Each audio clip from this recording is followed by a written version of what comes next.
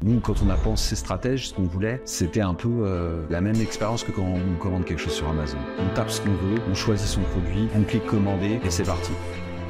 Grossièrement, on pourrait dire révolutionner les outils de finance traditionnels. Bonjour à tous et bienvenue dans ce premier épisode des interviews d'Alira. Je suis Jérémy Loquier, le président et le fondateur d'Alira, l'école qui vous forme au métier d'innovation, la blockchain et l'IA.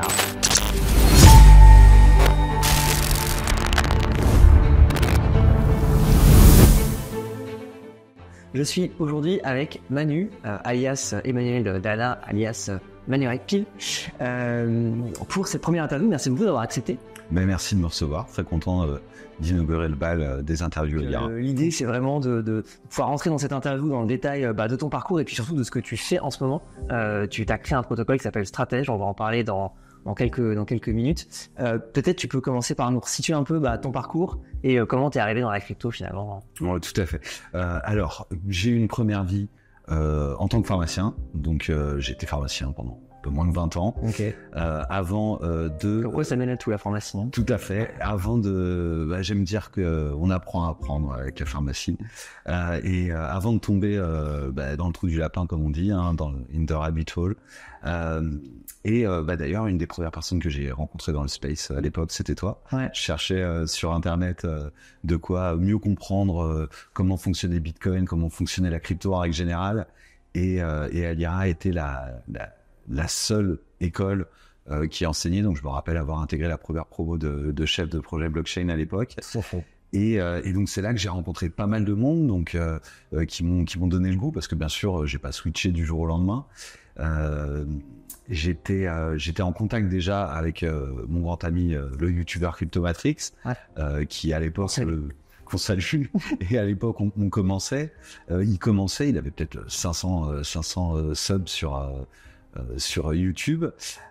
Et donc, après avoir commencé à spéculer, gagné de l'argent, perdu un petit peu d'argent, j'ai vu que c'était un peu plus compliqué que ça et que ça demandait un peu de formation. Ouais. Et donc c'est là où j'ai décidé de rentrer chez Alira, d'apprendre plus de choses et où j'ai rencontré énormément de gens, dont Marc Zeller, Bastien Ballard, etc., qui m'ont donné justement le goût de la crypto, j'ai envie de dire.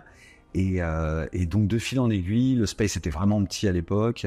Les meet-up Défi France, les rencontres ont fait que petit à petit, je me suis de plus en plus intéressé, de plus en plus intégré, pour finir par vendre la pharma début 2022.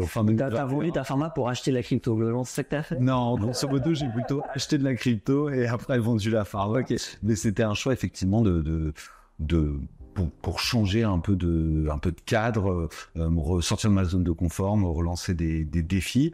Et donc à ce moment-là, j'ai intégré l'équipe de StakeDAO et de Stake Capital. Et donc en plus de tous les lives qu'on faisait déjà depuis à l'époque 2 ans et maintenant qu'on fait tous les lundis sur Twitch, sur la chaîne Twitch de Hunter the Cryptomatrix. Et donc j'ai intégré cette équipe-là chez StakeDAO, Stake Capital, en marketing, aussi à écrire des articles, à vulgariser ce que je fais en règle générale depuis que je suis dans le space, c'est-à-dire de la vulgarisation, de la démocratisation, et expliquer aux nouveaux arrivants quelles sont les erreurs que nous on a pu faire en arrivant, comment les éviter, comment ne pas les faire. On a tous fait les mêmes. Et voilà, et puis un peu former les gens au niveau du mindset. Et puis nous on parle beaucoup fondamental, techno. Ouais. C'est sur tout ce qui est EVM, Ethereum et L2, etc. Et donc c'est comme ça que j'ai continué. Et puis après 1 an chez StakeDAO, ça faisait déjà 1 an et demi, donc on va dire même pendant le bull run de 2021, j'avais ma petite bande avec qui je travaillais, avec qui on échangeait, dont Noah, j'embrasse dans le space, avec qui on avait délivré la fameuse Google Sheet de tous les airdrops. C'est ça, et donc à l'époque, il y avait beaucoup de gens qui ont fait pas mal de sous justement avec cette cheat, si je peux dire. Et au bout du compte, l'envie d'avoir un produit qui manquait dans le space nous a plus ou moins animés. C'est-à-dire, en fait, on a attendu que quelqu'un le fasse à notre place. Alors, quand tu dis le fasse, produit qui manquait, c'est quoi exactement? Enfin, qu'est-ce qui vous manquait en fait? Alors, nous, en fait, quoi le problème? Bon, moi, je me suis rapidement spécialisé en DeFi. Ouais. C'était vraiment ça qui me parlait. Moi, je trouve que c'est c'est une des applications les plus concrètes. Puisque voilà, les cryptos, ça touche beaucoup à la monnaie, à la finance, et la DeFi, la finance décentralisée, c'est pour moi un des principaux use cases justement de la crypto. Et donc, ça me paraissait normal de me diriger vers ça en particulier. Et donc alors, si je résume toute l'histoire, c'est aussi que au bout de 1 an et demi, 2 ans, on a reparlé ensemble. Et on s'est rendu compte qu'il y avait une demande énorme au niveau de la DeFi en termes de compréhension et en termes justement d'onboarder les gens, les nouveaux, mais que ce soit même au niveau des retail, mais aussi au niveau de professionnels comme les avocats, les banquiers, les assureurs, même des institutionnels. Et donc on a décidé ensemble à l'époque de monter cette verticale chez Alira de DeFi qu'on a menée ensemble. C'est-à-dire que tu as commencé étudiant, si j'ose dire, chez Alira, et puis 1 an et demi après, tu montais le programme DeFi, qui a été le programme DeFi chez Alira, effectivement. Exactement. À l'époque, il y avait beaucoup de place, très peu de sachants. Et donc, en fait, après une hésitation que j'ai eue pendant 6 mois et beaucoup de travail pour justement arriver à expliquer en des termes simples et compréhensibles au plus grand nombre la DeFi, de monter cette formation et de partager grosso modo cette passion, ce savoir avec le plus grand nombre. Et donc au fur et à mesure justement que j'apprenais aux gens comment utiliser la DeFi, comment ça fonctionne, etc., je me suis rendu compte qu'il manquait en fait certains outils et que ça prenait énormément de temps en fait de maîtriser la DeFi. On pouvait je me rappelle, la formation durait 3 mois, donc très intensivement. Mais même au bout de 3 mois, c'était compliqué d'avoir absorbé autant de savoir. Ouais, c'est-à-dire qu'en fait, ça évolue tellement vite, il y a tellement de trucs nouveaux, et à chaque fois, c'est un temps d'analyse pour comprendre comment ça marche, c'est quoi les risques impliqués, est-ce que c'est fait par des gens sérieux ou est-ce que c'est un scam? Et en fait, parler de choses comme les tokenomics des projets, comment faire, on dit souvent do your own research, Dior, mais ça, comment est-ce qu'on fait, des choses comme ça, plus que juste des mots. Et donc, on se rend compte qu'au bout du compte, il faut presque 1 an de travail régulier, voire acharné, pour maîtriser tous les aspects en toute sécurité d'un investissement en DeFi. Et donc, dans un souci, comme je te disais, comme moi, j'aime beaucoup vulgariser, éduquer, et choses comme ça, l'idée donc a germé dans mon esprit et dans celui de Jean Brasse de créer un protocole qui simplifie en fait la vie des utilisateurs, et je vais t'en parler un petit peu plus en profondeur juste après. Mais voilà, mon parcours, c'est ça, c'est en fait l'envie de nouveaux challenges, l'arrivée dans un écosystème en pleine effervescence, jeune, avec des gens très intéressants, doués, intelligents, un petit peu plus jeunes que moi aussi, donc motivant vraiment pour s'impliquer réellement. Et donc au bout du compte, happé un peu par le mouvement, et puis à terme j'ai réussi à faire ma place petit à petit, et là animateur, professeur et maintenant builder, ça me paraît être en fait une succession d'étapes qui après coup semble logique. Ouais, ok, d'accord. Cool. Donc là, l'idée, c'est qu'on puisse effectivement parler du protocole que... Alors, je ne sais pas si je veux que je parle au présent ou au futur proche, tu vois, mais donc, que tu es en train de construire, en tout cas, qui s'appelle Stratège. Le côté. Qu'est-ce que ça fait, Stratège?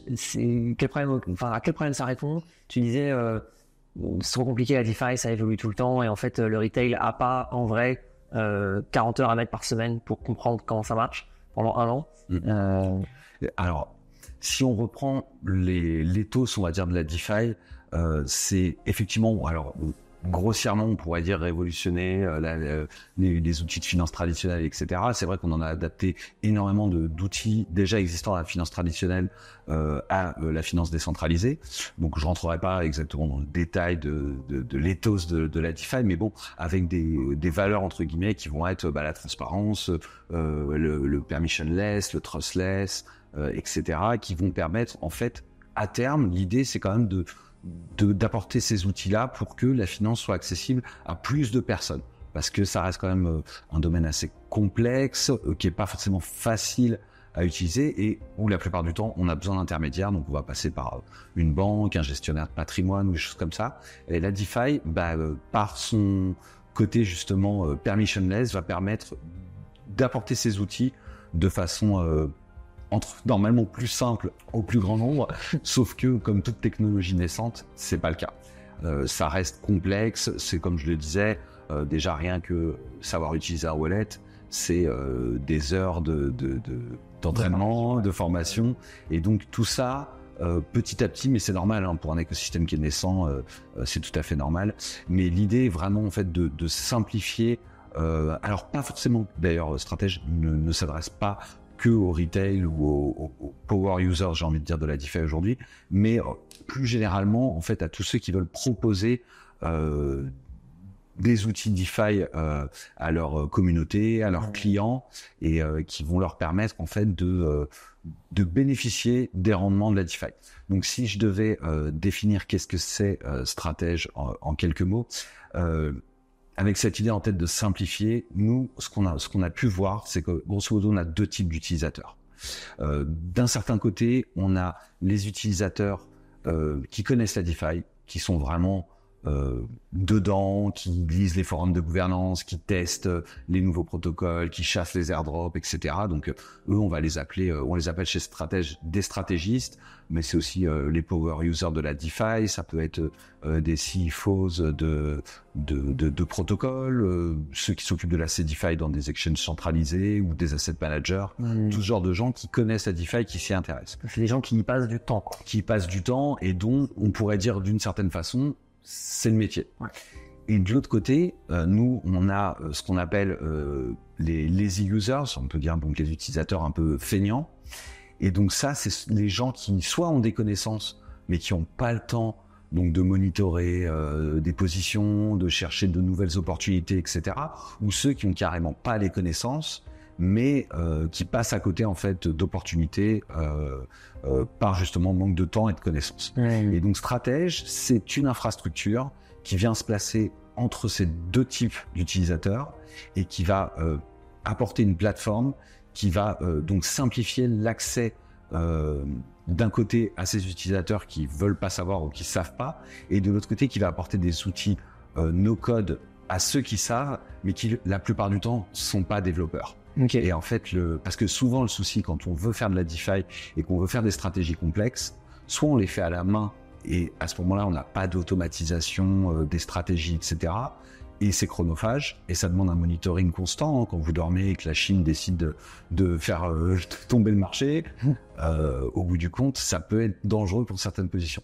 Là, l'idée, c'est justement d'apporter ces outils-là à ces stratégistes qui soient un outil no-code qui leur permette de faire des stratégies complexes et en même temps de monétiser ce savoir en trouvant des utilisateurs, des clients. Du point de vue du stratégiste, je me connecte sur Stratège et là j'ai accès à quoi? À une interface où je peux dire ok, je fais tel emprunt collatéralisé à tel endroit, j'utilise ce que j'ai emprunté dans tel autre protocole, puis je fais en fait, je décris une stratégie, c'est ça de manière visuelle? Alors oui, c'est ça. Visuellement, le stratégiste va pouvoir construire sa stratégie en utilisant ce qu'on appelle des blocs. Donc chaque bloc va correspondre à une action. Ceux qui font de la DeFi connaissent, ça peut être une action, ça peut être un deposit, un stacking, claim un reward, des choses comme ça. Et avec la notion de Lego qu'on a en DeFi, donc c'est-à-dire l'empilement de protocoles les uns sur les autres, et ça devient beaucoup plus simple. Ceux qui connaissent les French charts voient un peu de quoi je parle, mais l'idée c'est d'avoir justement ces stratégies complexes disponibles en un seul clic pour l'utilisateur, donc c'est-à-dire vraiment et de façon omni-chain. Donc en fait, Stratège fonctionne comme une marketplace du yield, j'ai envie de dire, et en fait on peut y accéder depuis n'importe quelle chaîne EVM avec n'importe quel token. Okay. Donc ça est entrer dans une stratégie directement qui va mettre vos assets au final au travail. Et de l'autre côté, on a notre stratégiste qui lui, jusqu'à maintenant, avait du mal à monétiser son savoir ou à apporter ce genre de service à ses clients ou à sa communauté, qui va pouvoir justement monétiser ce savoir qu'il a des protocoles, des différents risques aussi également, et pouvoir le proposer au plus grand nombre. Ok. Donc en fait, tu transformes en marchandise les stratégies qui peuvent être mises en place par, on va dire, appelons les sachants, de la DeFi, quoi. C'est ça que tu fais. Oui, c'est ça. Et on le fait de deux façons, j'ai envie de dire. Là, la phase 1, où tu me demandais le protocole, effectivement, au présent, on est en bêta privée. Ouais. On a déjà 400, 500 utilisateurs qui l'utilisent et qui nous donnent des retours, notamment sur l'interface utilisateur, l'expérience utilisateur. Ça, c'est vraiment important parce qu'en DeFi, on a beaucoup de sites qui sont compliqués. Vous serez encore en bêta privée mi-juin, a priori, sur la vidéo.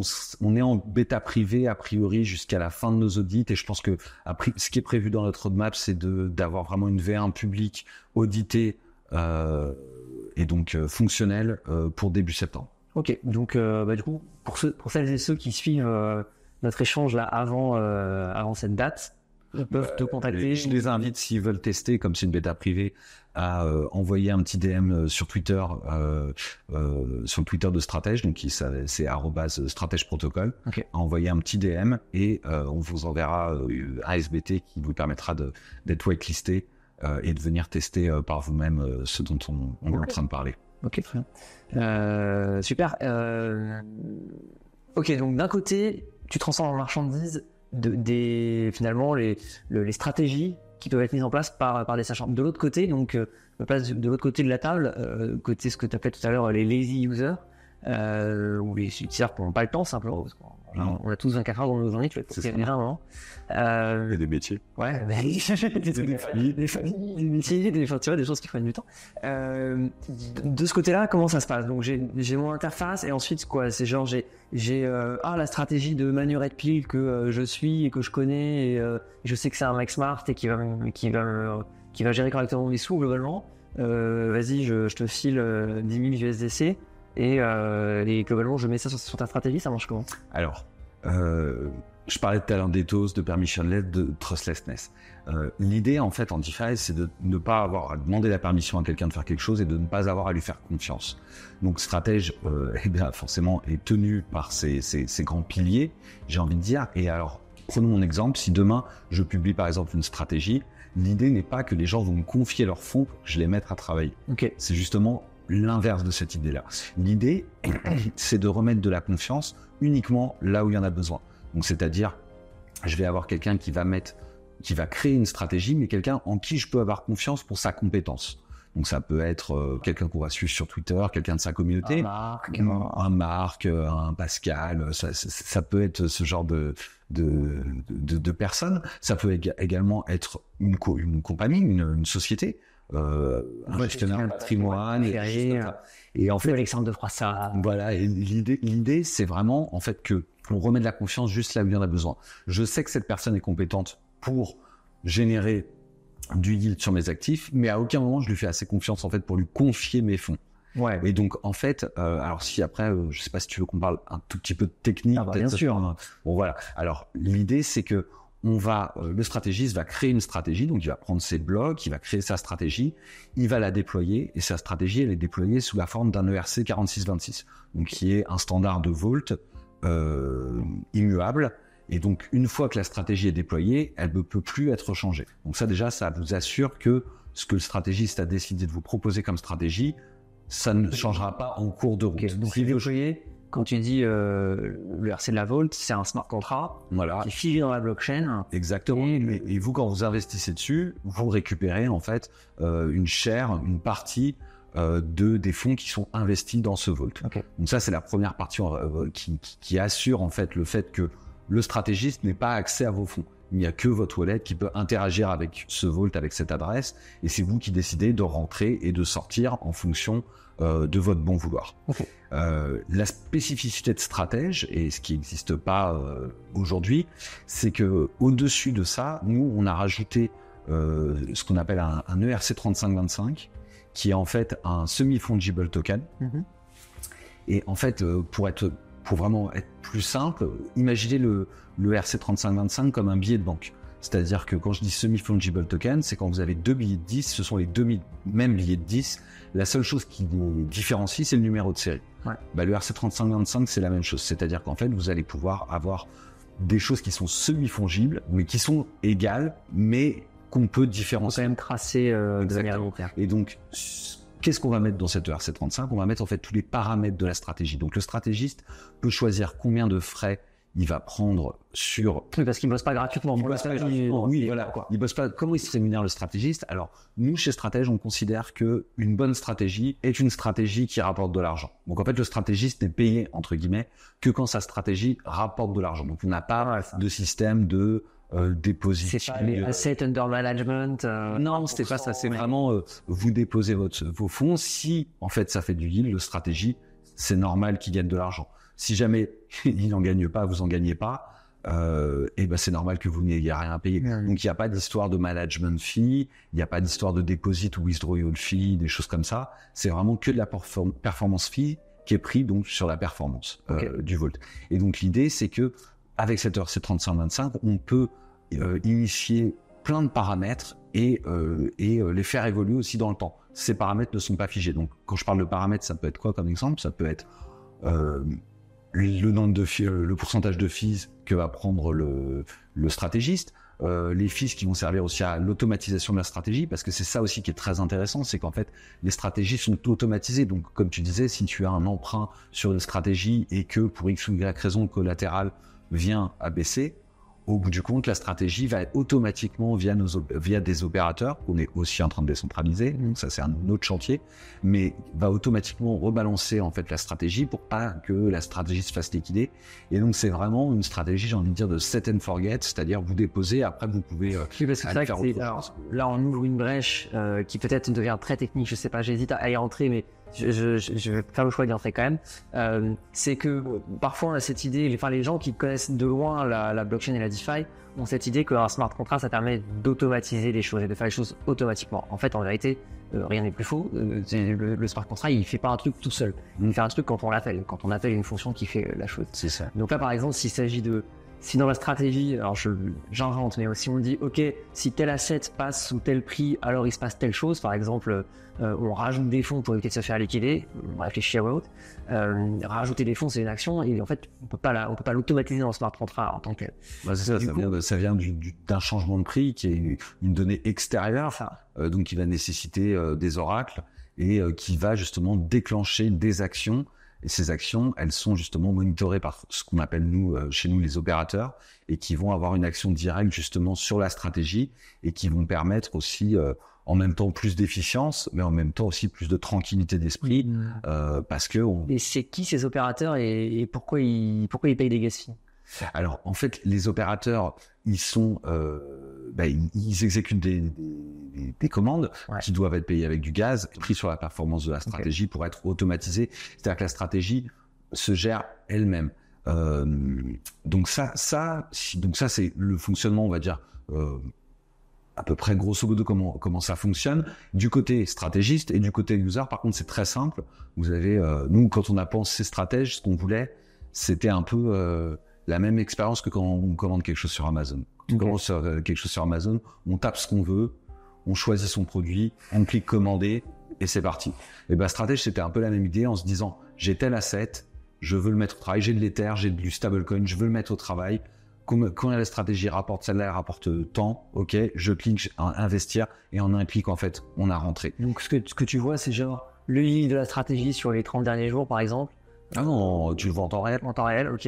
Et la personne qui a commis le méfait de cette stratégie, et ensuite un bouton investir, quoi. C'est ça. C'est ça. Et après, sachant que on bosse aussi sur des features qui vont arriver, mais qui seront non seulement du côté du stratégiste d'avoir ce qu'on appelle un reputation score. Okay. Donc d'avoir des stratégistes qui sont entre guillemets notés, une compétition entre stratégistes pour pousser vers l'excellence et faire confiance aux meilleurs, et aussi ce qu'on appelle le safety score, qui va en fait noter on va dire le niveau de dégène de la stratégie, à savoir si c'est quelque chose qui est vraiment risqué ou si on est plus sur une stratégie de bon père de famille, bon, sachant qu'on a toujours les risques basiques de blockchain et de smart contract, d'où l'importance d'avoir des audits réguliers. Okay. En fait, tu es en train de disrupter complètement le modèle du fonds d'investissement en le passant on-chain, en le mettant de manière transparente, auditable et en le faisant pour des actifs numériques. Oui, alors ça c'est la première phase, on va dire. Là ce que je t'ai expliqué, c'est grosso modo parce que je suis la première phase. Je suis juste en train de mettre par terre une industrie on espère. Qui pèse des milliards. Non, on espère. Mais en vrai, c'est pas vraiment l'idée, parce que cet outil stratège, il est aussi destiné justement à ce dont tu parles. C'est-à-dire que dans un premier temps, bien sûr que nous on vise ceux qui utilisent la DeFi aujourd'hui, donc on va dire du B2C. Mais notre vrai target, c'est le B2B2C. C'est-à-dire qu'en fait, Stratège est disponible sous forme de widget et sous forme de marque blanche pour être intégré directement soit sur les protocoles de DeFi eux-mêmes, qui vont pouvoir proposer des stratégies à leurs utilisateurs qui vont générer du yield avec les actifs de ces protocoles-là et qui vont pouvoir justement capter plus de TVL. Et c'est aussi le cas pour des protocoles. C'est aujourd'hui difficile d'attraper de la TVL, mais si on a des gens plus ou moins connus qui vont et justement amener l'attention de l'utilisateur via les médias, via les réseaux sociaux, etc., vers ce genre de stratégie qu'ils utilisent, on va amener la liquidité vers les protocoles de DeFi. Mais également, ce sont si le stratégiste est un protocole de DeFi, c'est également de nouvelles sources de revenus pour le protocole en lui-même. Donc ça, on peut donc parler des protocoles de DeFi, mais également, quand je dis en marque blanche, c'est-à-dire que imagine un gestionnaire de patrimoine qui va vouloir proposer ce genre d'occasion d'outils à ses clients, va pouvoir faire assez simplement onboarder ses clients sur ces stratégies, et ces stratégies, elles sont disponibles non pas sur la date de stratège, mais elles sont disponibles directement sur son application à lui, sur son site web, et il pourra comme ça monitorer ses clients et leur proposer les meilleures stratégies.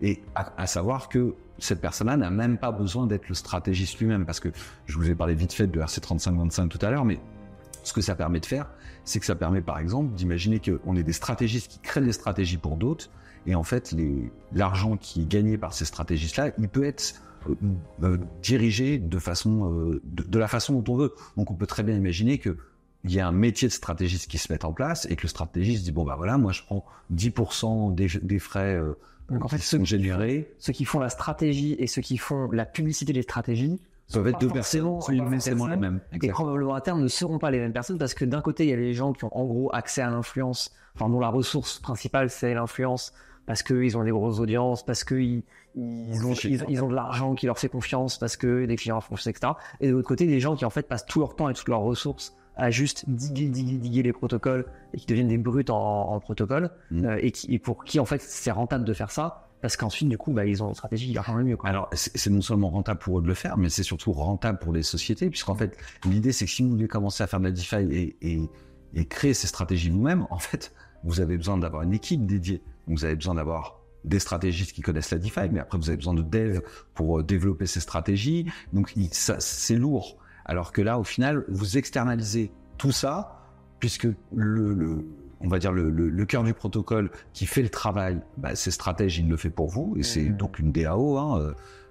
J'expliquerai après un peu comment on a structuré le projet en règle générale, mais on va vraiment simplifier et comme je dis, externaliser en fait tout ce process, et de façon transparente. Donc c'est aussi ça qui est intéressant, c'est-à-dire que on l'a vu pour FTX, que juste avant le crash, la faillite de FTX, on avait eu des propositions, faites travailler votre stable à 8%, etc.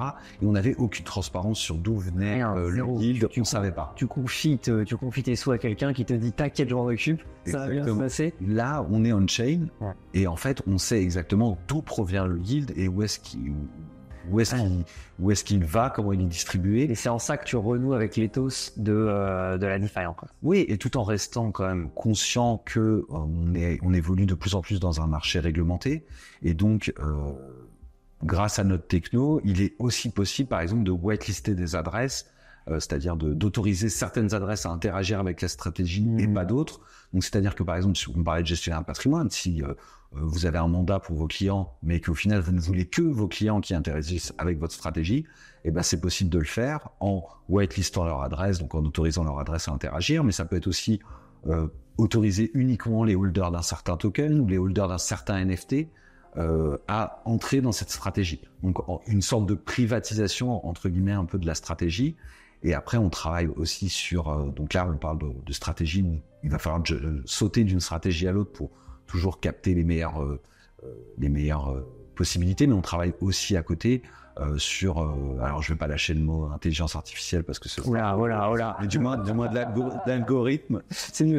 De l'algorithme qui va chercher justement le meilleur yield à l'instant T, limiter aussi le risque en divisant la façon dont sont déposés les... J'imagine que si vous mettez de l'analyse algorithmique là-dedans, ce sera un humain qui utilisera un outil d'analyse algorithmique et qui ensuite prendra la responsabilité, lui, d'être le stratégiste, informé par... Il y aura la possibilité, ça peut être le protocole qui propose ce genre de service, ça peut être effectivement quelque chose qui est fait par un stratégiste qui va monter et être validé forcément par la DAO, mais monter justement l'algorithme qui va piocher dans ses propres stratégies à lui. Donc ça c'est aussi possible et ça c'est plus loin dans la roadmap, c'est ça, on n'est pas si loin. Je pense que ce sera le travail de fin d'année 2024, début 2025. Ça bosse dur chez Stratégie. On travaille dur effectivement. Ça a beaucoup travaillé pour délivrer dans la bonne période, puisqu'on commence à être dans la bonne période et les yields sont intéressants. Donc c'est aussi pour ça qu'on veut être déployé et utile au plus grand nombre au meilleur moment et pas au fin fond effectivement du bear market, même si en tant que moi-même stratégiste, il y a des opportunités qui existent à peu près à tous les moments du cycle. C'est pas forcément les mêmes, mais qu'on soit en plein bull market ou qu'on soit au fin fond du bear market, aujourd'hui en DeFi, il y a toujours des opportunités. Il suffit juste d'aller les chercher et c'est aussi ça qui est compliqué. C'est comment aller les chercher, comment savoir où c'est. Et ben rien de mieux que de suivre en fait ceux qui sont vraiment les mains dans le cambouis, j'ai envie de dire, et qui vont justement aiguiller un petit peu tout à chacun à savoir où aller chercher cette performance. Ok, hyper cool. Je trouve ça hyper intéressant et hyper cohérent avec ton parcours aussi, parce que c'est vraiment cette volonté de comment est-ce qu'on fait pour réconcilier quelque part le grand public avec l'objet qu'est la DeFi. Donc là, effectivement, tu as fait partie des gens qui ont distribué ce Google Sheet sur lequel il y avait toutes les rumeurs d'airdrops. Tu as été prof chez Alira où tu as structuré le parcours DeFi, où en fait c'est ça que tu as fait à nouveau. Tu as un travail d'éducation et d'évangélisation, notamment chez Cryptomatrix, mais à plein d'endroits dans le space. Donc c'est hyper cohérent et hyper intéressant. Ouais, c'était vraiment l'idée, ce qui nous a animé en tout cas quand on a lancé Stratège, d'avoir en fait la possibilité de proposer en fait un outil aux gens qui règle, comme je t'ai dit, le problème de toucher du doigt le yield et vraiment le faire sien, enfin, c'est-à-dire vraiment faire travailler ses actifs comme en finance traditionnelle, et aussi d'un autre côté de régler ce problème de complexité technique qui fait que il y a 95% des gens, 98% des gens en fait qui n'ont pas accès parce que soit ça doit être fait manuellement et c'est très chronophage et vraiment des fois dangereux.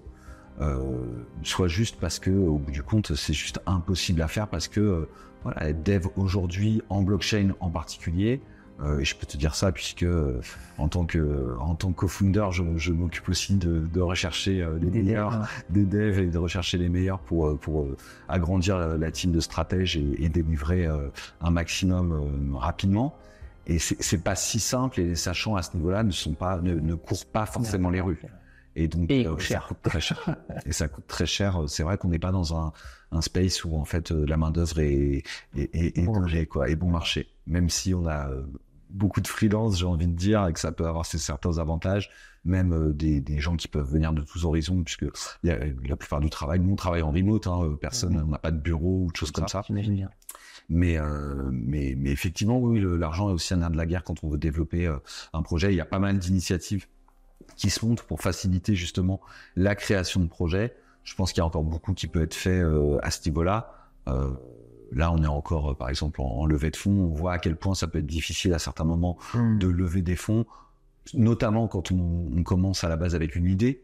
Donc on a un peu cette contradiction entre on a une idée, donc pas de produit qu'on veut monter, et de l'autre côté on a besoin d'argent pour le faire, mais ça coûte cher. Pour le faire à fond, ça. Et donc voilà, c'est toujours les ventures capital, les business angels. Nous on a eu de la chance, on a été soutenu par beaucoup de business angels en plein bear market, notamment des business angels français qui nous ont fait confiance et donc qui nous ont permis de nous lancer. Mais je sais que c'est compliqué pour pas mal de protocoles d'arriver au moins à sortir un proof of concept.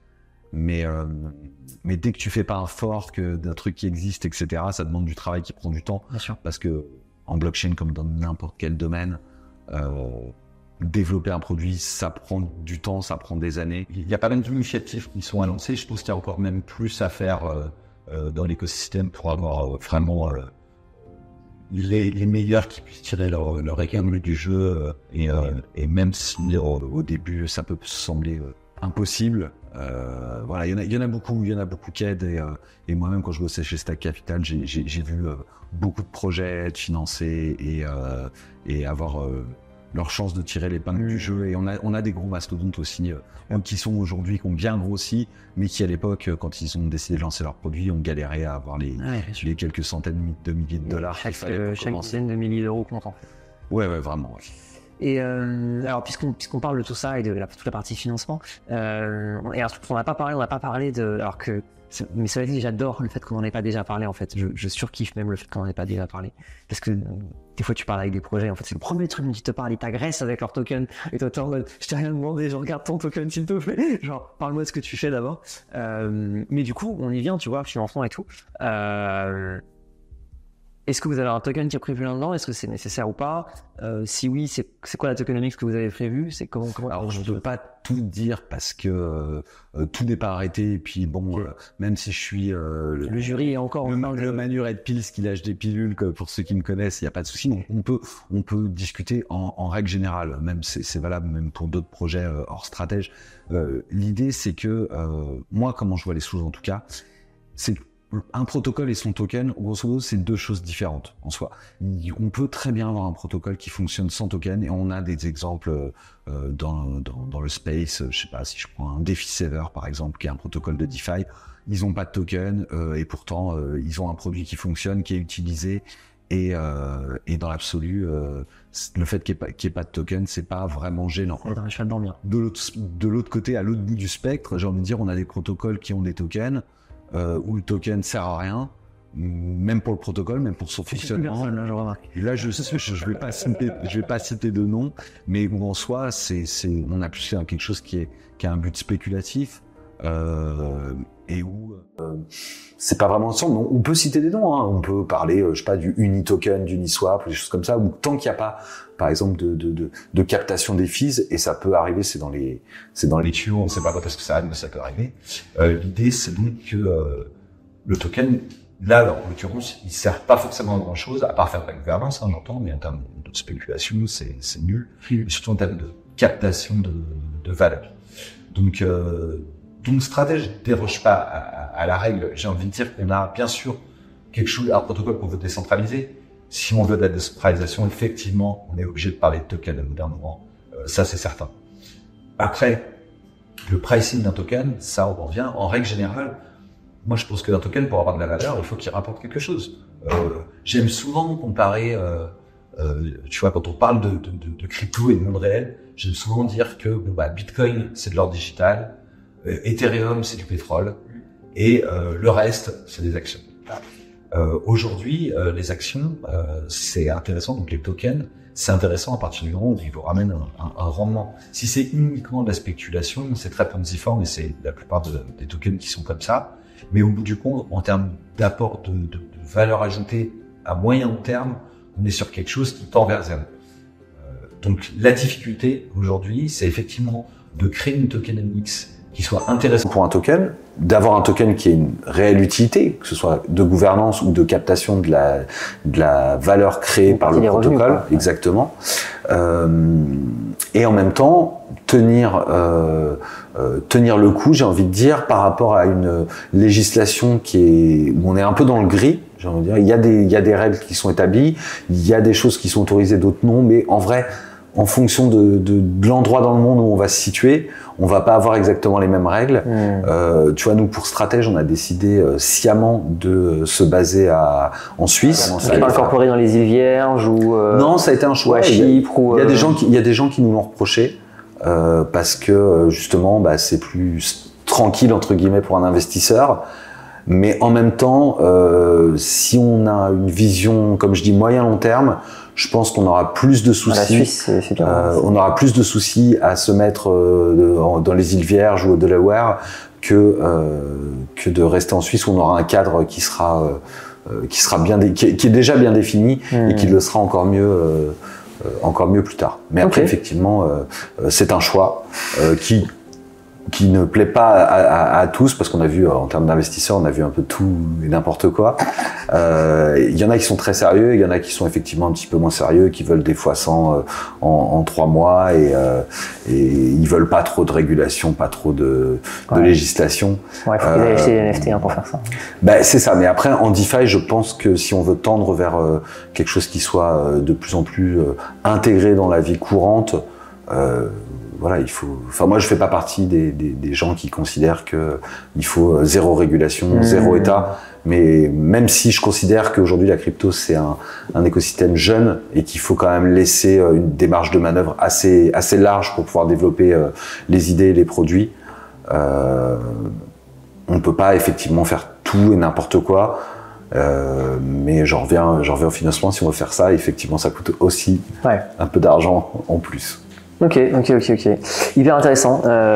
Hyper intéressant. Il y a un aspect dont on n'a pas parlé aussi, c'est quoi les risques pour un utilisateur. Alors j'ai presque envie de dire pour les deux catégories d'utilisateurs, mais concentrons-nous sur le retail, parce que c'est souvent malheureusement lui qui se fait plumer dans ce genre de choses.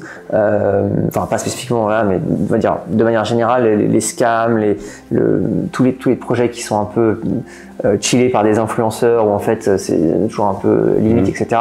Le retail finit souvent par se faire plumer. Là c'est quoi les risques pour le retail et qu'est-ce qui différencie d'autres projets, quoi. Alors, les risques, c'est sensiblement en règle générale les mêmes. Donc, c'est des risques au niveau des smart contracts, donc forcément de la blockchain. De cette façon, on peut rien y faire. Alors, après, bien sûr, sur Stratège, on va d'une certaine façon empiler certains risques, puisque quand vous allez utiliser une stratégie, il y a une différence entre une stratégie qui va uniquement déposer sur AAV et prendre du yield, par exemple, et une stratégie qui va utiliser un dépôt sur AAV, un emprunt, puis un dépôt sur Curve, puis un autre protocole, etc., où là, on va empiler les couches de risque comme on le fait dans la DeFi normalement. Donc ça, clairement, Stratège ne va pas limiter ce risque-là, mais ce sur quoi on travaille en termes de safety score, c'est justement une façon d'arriver à pondérer ce risque, puisque, comme je vous disais, le risque d'un deposit sur un protocole n'est pas le même que quand vous rajoutez une stratégie, où par exemple il y a un swap au milieu de la stratégie et que forcément il va y avoir une notion de liquidité disponible sur le swap, etc. Donc tout ça, ça doit être justement... En fait, on prend le risque de tous les sous-jacents, quoi. Exactement. Et donc ça, c'est important, moi je trouve, pour les utilisateurs de pouvoir savoir quand ils investissent, quel type de risque ils ont, et ça, c'est indépendant du stratégiste. Après, le stratégiste, forcément, c'est la question de confiance qu'on allait donner. Tu parlais des pump and dump d'influenceurs. Par exemple, nous, on résout un peu ce problème-là, parce que c'est-à-dire qu'un influenceur qui va chiller, entre guillemets, sa stratégie, il va chiller un yield qui est réel à l'instant T. Donc, il n'y a pas d'histoire de pump and dump spécifiquement. Et d'un autre côté, sur Stratège, ne seront accessibles que les stratégies, que les protocoles qui ont été whitelistés. Okay. C'est-à-dire qu'en termes de permissionless pour les stratégies, on rentre dedans, on sort de la stratégie comme on veut. Mais par contre, pour intégrer un protocole à stratège, ça va passer par un processus de gouvernance, parce que ce qu'on veut être sûr, c'est qu'un bloc, il faut absolument. Parce qu'un bloc qui a une action, par exemple une action de déposit, on veut absolument que ce soit une action de déposit, que ce soit pas un bloc qui en fait envoie tous les fonds sur une adresse perso de quelqu'un. Moi demain, je vais créer un protocole que je vais aller mettre chez toi, et ensuite, bien sûr, et en fait, je récupère les fonds. Donc donc Stratège est un protocole permissionless, mais le référencement de bloc, lui, ne l'est pas. Il passe par un processus de whitelist via une DAO. Peut-être un rôle du coup pour le fameux le peut-être token.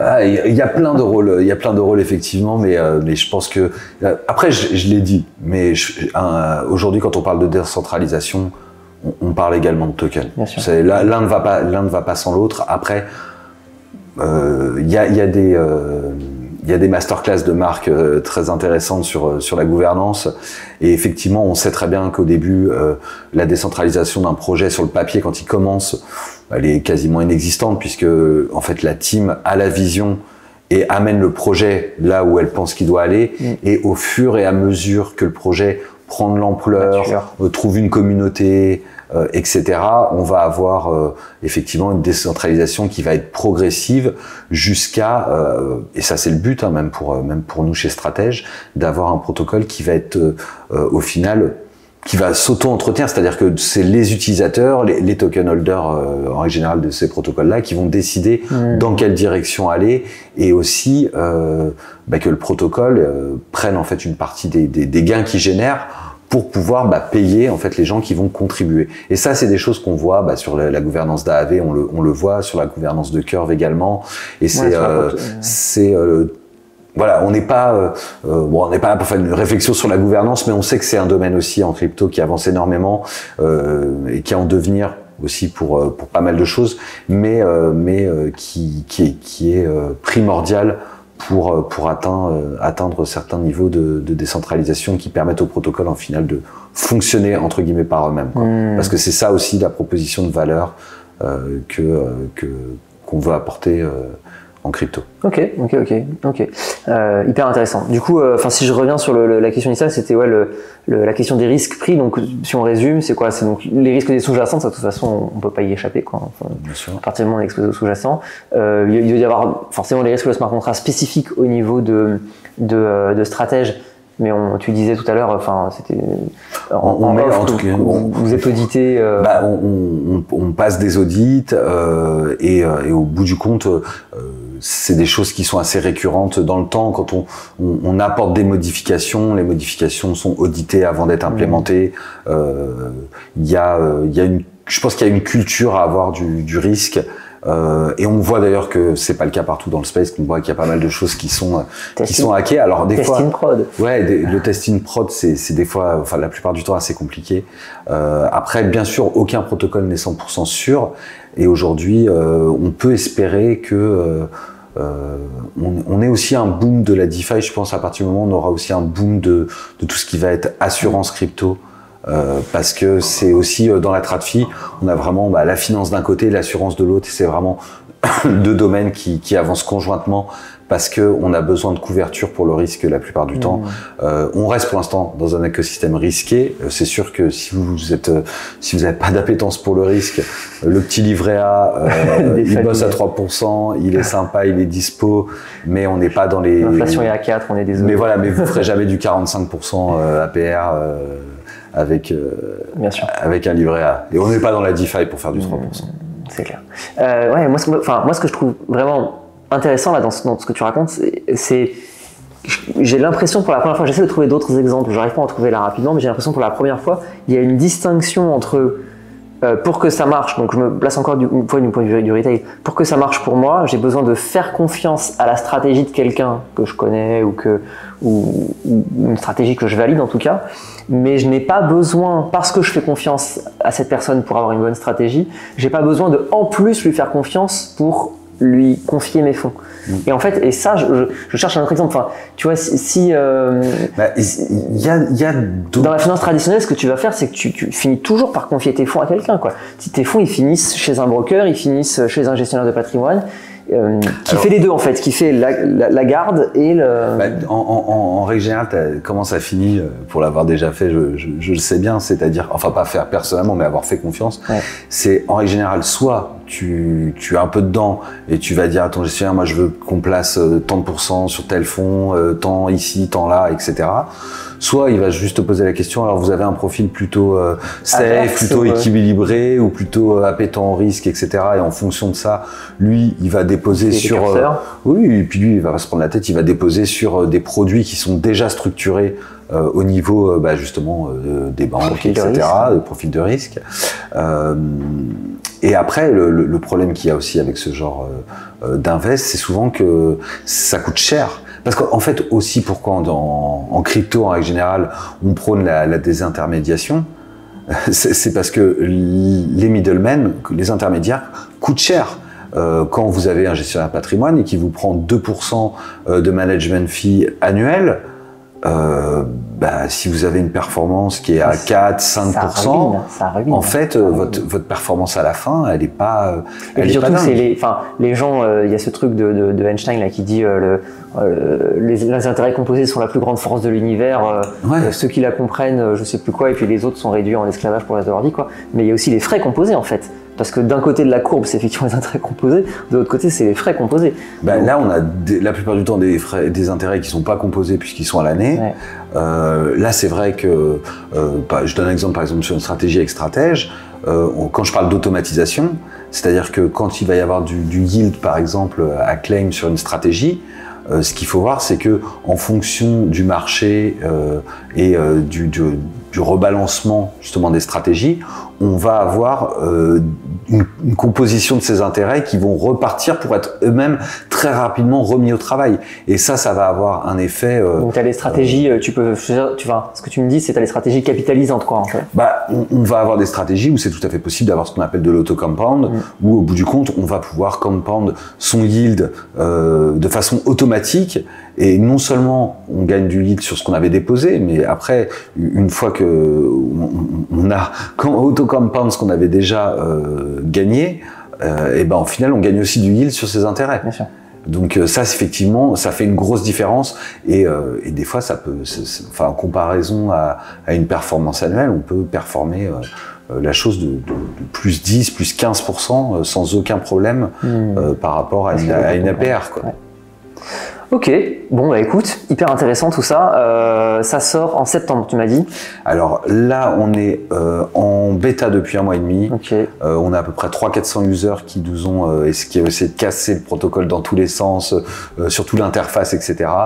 On passe en audit mi-juin. Et on met à jour dans les jours qui viennent, on va délivrer une nouvelle version de l'app en termes d'interface utilisateur. On passe en audit, donc mi-juin, 3 semaines d'audit intensive, et au final, on va pas délivrer stratège au mois d'août. Oui, j'ai fait beaucoup bosser les équipes cette année, beaucoup. Partez en vacances. Je leur ai promis d'avoir un petit peu de vacances. Je vais leur donner des vacances, et donc vous pouvez compter sur un lancement public tout début septembre, avec des audits qui auront été faits, un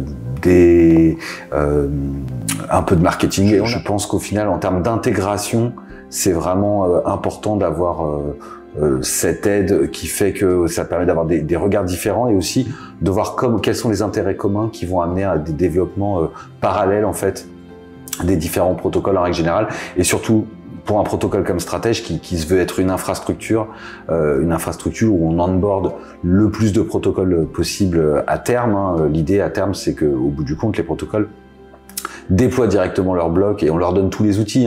On a les dev kits, on a les SDK, on a énormément de choses qui a été pensées en fait pour que ce soit facile à faire et qui puissent justement rentrer sur le marché et toucher un maximum de gens en utilisant Stratège, que ce soit via directement la DApp ou via de la marque blanche.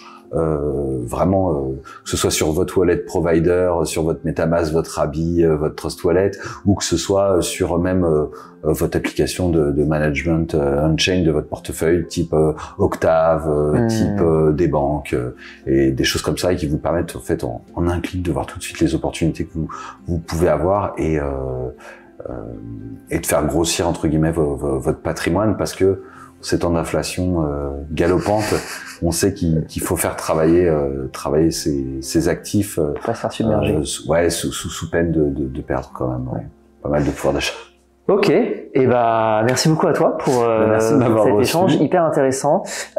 Si on veut te suivre, c'est Manu Red Pill sur les réseaux sociaux, c'est ça? Tout à fait. Et Stratège, j'imagine. Et Stratège Protocol sur Twitter. N'hésitez pas à envoyer une adresse pour être whitelisté et pouvoir tester ça. Et puis il y a encore énormément de choses à venir. Je t'ai même pas parlé du réseau social intégré, des choses comme ça. Mais on aura le temps. Épisode 2. On aura le temps d'en rediscuter quand tout sera live. En tout cas, merci merci beaucoup à toi. Vraiment hyper content d'avoir pu échanger avec toi. Si vous vous intéressez à la blockchain ou d'ailleurs à l'IA dont on n'a pas du tout parlé aujourd'hui, vous pouvez du coup également venir faire un petit tour sur Alira et voir les différentes choses qu'on propose. Donc on forme sur 12 semaines à ces métiers-là. Et voilà. Et puis n'hésitez pas également à regarder un autre épisode de ces interviews d'Alira. À très bientôt et puis à bientôt. Merci à toi. Salut. Ciao.